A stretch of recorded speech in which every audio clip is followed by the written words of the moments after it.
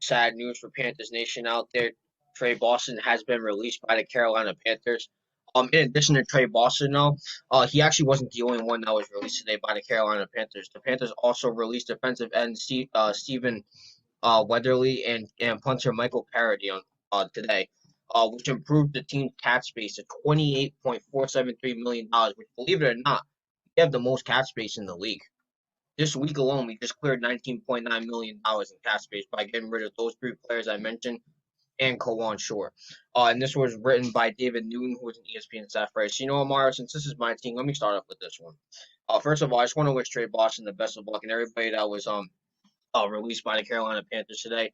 Obviously, I thank them for everything they've done for the city of Charlotte. In case some of you guys forget that that's the city that the Panthers play in. I mean, personally, I'm upset about this because Tre Boston, even though he's a little bit on the older side, he still represents that veteran status. Him and Shaq Thompson are veterans on this Carolina Panthers defense. And now that he's gone, now it paves way for two things. I'll get to one thing. Obviously, younger talent on the defense, Brian Burns and Jeremy Chin. And other players, too, that we can get in the draft, whatever. The second thing I want to mention is the cap space. And here's why I mention that. This is a good thing for us. Because you also got to remember that the Deshaun Watson trade rumors, the Carolina, not Indianapolis Colts got their QB1. The Carolina Panthers are going to move in. Because now they don't have another, obviously there are other teams like the Jets and the Patriots and the 49ers that are looking for a quarterback too. But unlike those teams, the Panthers have a big cap space. They can actually go out and get Deshaun Watson if they wanted to. I'm not saying that's what's going to happen. I hope. Oh my God. I would love that. I would love it. But I don't know. I can't tell you. Maybe that's what they're doing. Maybe that's why they're cutting loose of these players so they can actually get the money to get this guy. But there are a lot of rumors that Dave Tepper is not messing around here. He's really on the move for this. Now, I also want to point out that the Panthers actually offered something to they actually offered Matthew Stafford. They had the Detroit Lions.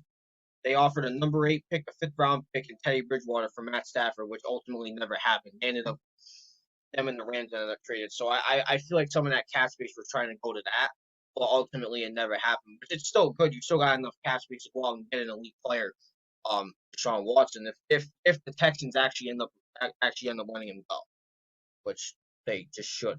But as for Tre Boston, even though he's reaching age, I think he's still a very good safety. Is he at an elite level? No, but he still does a lot for defense. So I wish him the best of luck to wherever he goes.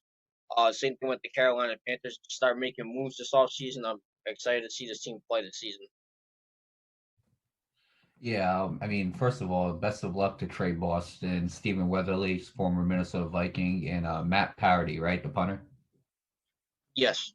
Okay, yeah. Best of luck to each one of them. Michael Palardy. My bad. Michael Palardy. Best of luck to each one of them in the future. First of all, I just want to read some stats.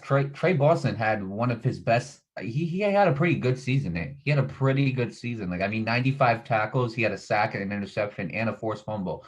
And it's hard to tell if that was his best season because 2017 he had 79 tackles with 5 interceptions when he was with the Chargers, which I think personally that was his best season right there.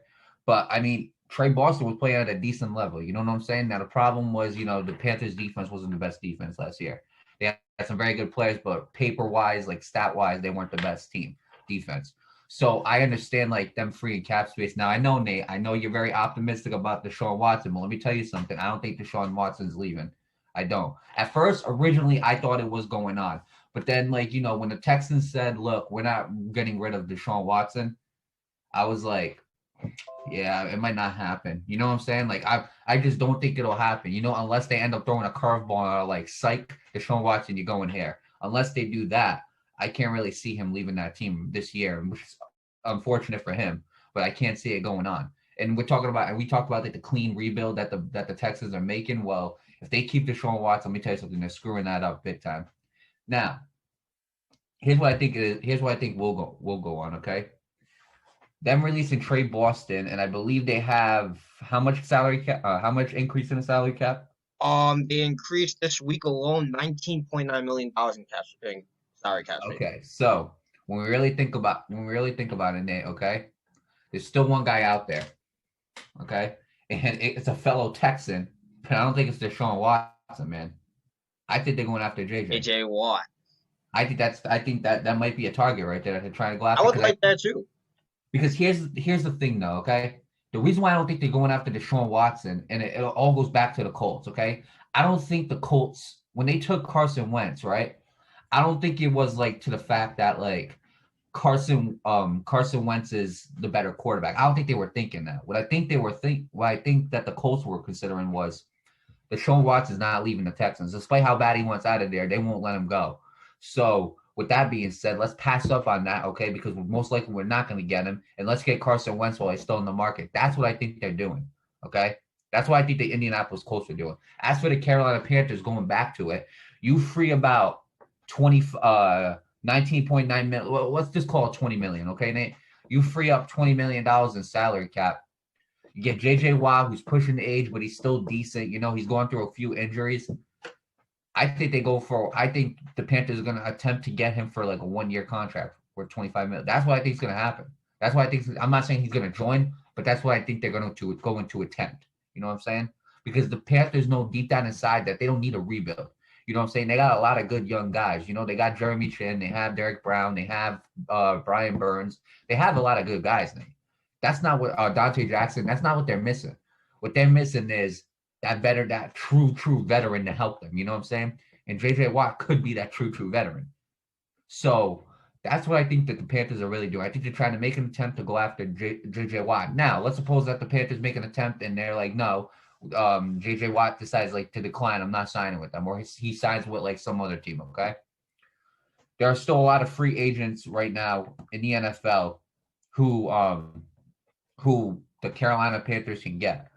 So I'm gonna look it up right now just to let you know like what these free agents are. Um, 2021 free agents. All right, ready? I think when you really look at it, they can go after. That's not the right article. I'm sorry. Hang on a second. All right, ready? You talking about quarterback, right? Dak Prescott. We're forgetting about him. I would love that. For some reason, we're forgetting about Dak Prescott. You know, a dude came off of an injury. Unless Dallas gives him an extension or a franchise tag, most likely he's not returning to Dallas. Number two, Von Miller. Now, problem with Von Miller is he's going through some personal issues right now that like I don't really want to talk about on this right now. AJ Green, if they're going to look for another wide receiver, which personally I don't think they need, but if they're going to look for another wide receiver, there's one right there. Matthew Judon, okay, the the Baltimore Ravens outside linebacker. They could go after him. Leonard Williams is a free agent, one from the New York defensive end for the New York Giants. Melvin Ingram, outside linebacker. Bud Dupree, outside linebacker. Shaq Barrett, outside linebacker. If you guys are looking for protection, Brandon Sharif. So you know what I'm saying, Nate? There are a lot of guys. Patrick Peterson, another one. And I can keep going on and on, but I'm not going to do that. AJ Boye. So you know what I'm saying? There's a lot of guys, and I'm named mostly defense because I feel like that's what the Panthers should focus on, either that or offensive line. With that 20 million that they just opened up, there's a lot of guys that they can go after. So I don't think it's necessarily Deshaun Watson, you know? They might make a pitch to JJ Watt. Will he accept it? That's for us to find out. Obviously, we'll report it when JJ Watt gets signed to a team. But there are so many good free agents here, Nate, that like we're just forgetting about. You know what I'm saying? Because of the top guys still on there. You know, where all our minds are focused on Deshaun Watson. All our minds are focused on JJ Watt. None of our minds are.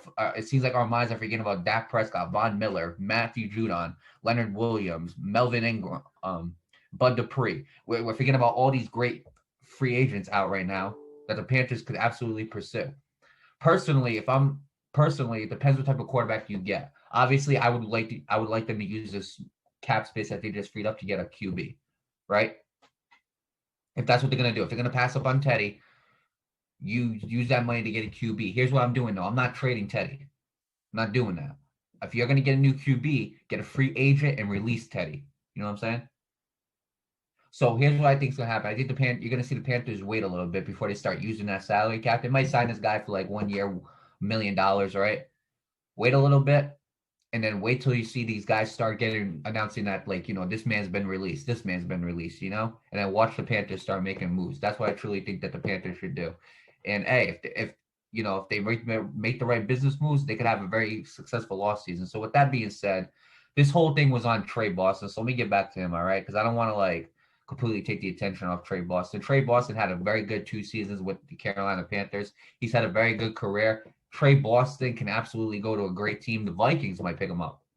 I like Tre Boston. He's a good safety, and plus, Anthony Harris might be on his way out. So Tre Boston, I would like him on Minnesota. There's a lot of other teams that might need a safety.